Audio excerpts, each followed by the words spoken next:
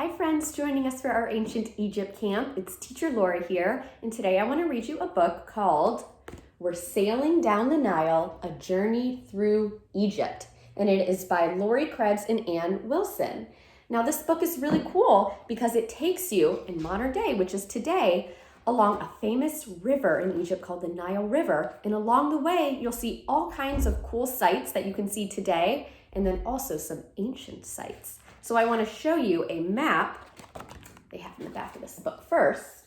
So this is the Nile River, and it goes from top to bottom. So this book starts at the bottom and goes all the way to the top and talks about all the cool things you'll see along the way.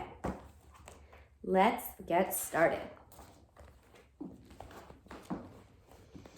Climb aboard the riverboat. We're sailing down the Nile. We'll visit Abu Simbel in just a little while. Now, Abu Simbel is where some famous ancient monuments are. We'll see the temple just ahead. Jabari's in the lead. We stand before the statues, feeling very small indeed. Now, you can see all these cool ancient statues, and look at how big they are compared to the people. Climb aboard the riverboat. We're sailing down the Nile. We'll shop at Aswan's market in just a little while. Now, Aswan's market is a really cool, fun market, and it's known for being very colorful and outdoors. You can buy all kinds of cool spices there. Kalila guides us to the souk. We buy some food to share. We'll picnic on the island with the others gathered there.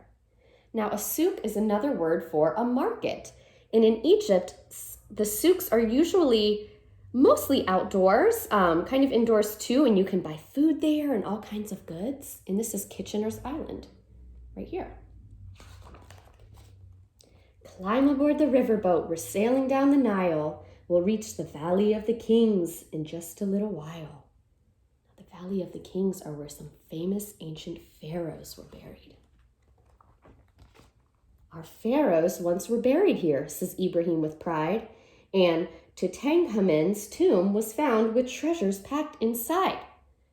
Now, that's a long word. Sometimes people refer to Tutankhamun as Tut, or King Tut, and he was a famous pharaoh. And when they discovered his tomb, there were all kinds of cool treasures buried with him. Climb aboard the riverboat. We're sailing down the Nile.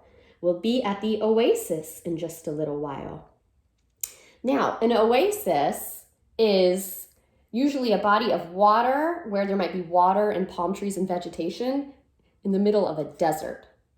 So they're considered very important. Zahara greets the farmers who are harvesting their crops. They'll take their fruit and vegetables to sell in village shops. Climb aboard the riverboat. We're sailing down the Nile. We'll see the Cairo skyline in just a little while. Now, Cairo is a huge city in Egypt.